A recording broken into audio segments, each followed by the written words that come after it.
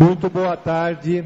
Está aberta a 92ª sessão do Conselho Universitário da Universidade de São Paulo. Com a palavra, então, a professora Maria Arminda. Boa tarde. Cumprimento a todos, cumprimento... Ele saiu, o senhor reitor, o senhor vice-reitor, o secretário-geral, procuradora, senhora Renata.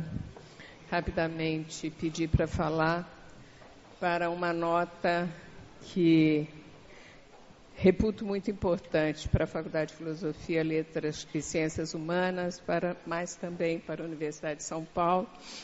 Como vocês todos sabem, no dia 12 de maio, faleceu o professor Antônio Cândido de Melo e Souza. Eu estou aqui para prestar uma homenagem ao professor. Pode passar a fotografia dele.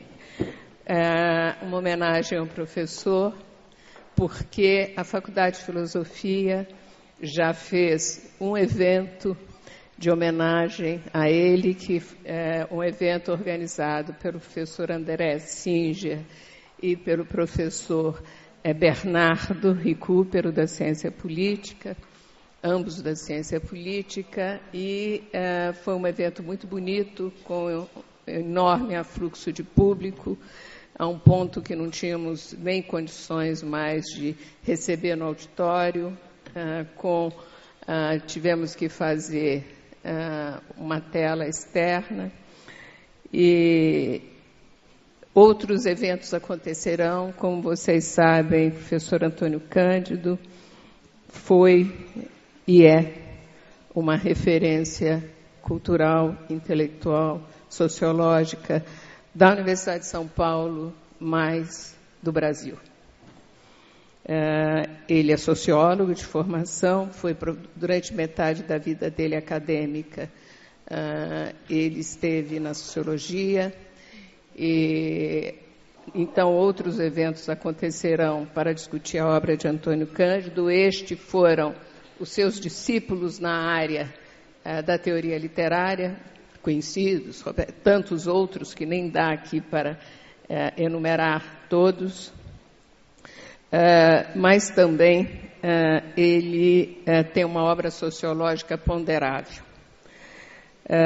A Faculdade de Filosofia, a congregação da Faculdade de Filosofia, decidiu denominar o conjunto das letras com o nome homenageando o professor Antônio Cândido.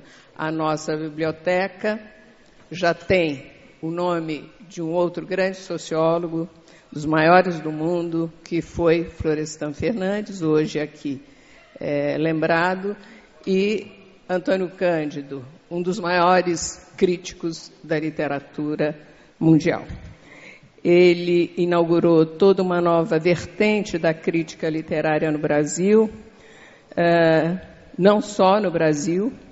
A obra dele é traduzida em vários centros intelectuais e culturais importantes, tem sido muito debatida e discutida, portanto, foi um intelectual de referência deste país. E sempre envolvido com as questões do seu país. Antônio Cândido também foi um exemplo de mestre. Eu fiz o seu último curso, eu sou socióloga, mas me preocupo trabalho com os fenômenos da cultura, e o último curso que ele deu antes de se aposentar, ele era um mestre no sentido integral da palavra, porque era também uma referência para todas as gerações.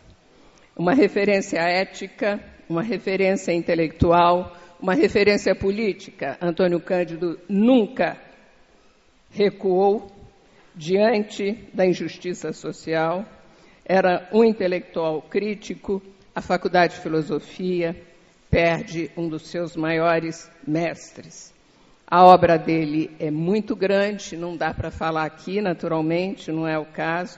Queria só lembrar que, como aluno da Faculdade de Filosofia, junto com outras figuras notáveis, renovou toda a crítica da cultura quando fez a revista Clima, criou o suplemento literário junto com Décio de Almeida Prado, do jornal Estado de São Paulo.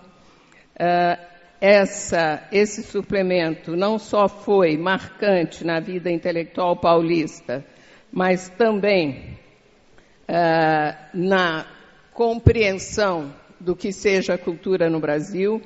Eu sei que eu tenho que terminar, já estou terminando, senhor secretário-geral, mas antes de terminar, quero dizer que há uma obra de Antônio Cândido que se chama Formação da Literatura Brasileira.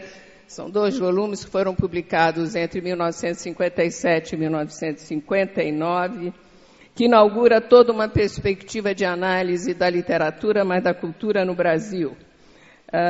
E, portanto, além de inovar neste campo, Antônio Cândido possivelmente foi o último intérprete da formação do Brasil, né, dos cérebros, estudos sobre formação, que na vertente moderna foram inaugurados pelos 3 grandes intérpretes do Brasil, o sociólogo Gilberto Freire, naquela época também sociólogo Sérgio Buarque de Holanda, depois historiador, e Caio Prado Júnior. A faculdade está de luto, ficou de luto, mas ela se regozija por ter tido essa figura como um dos seus grandes mestres. Muito obrigada.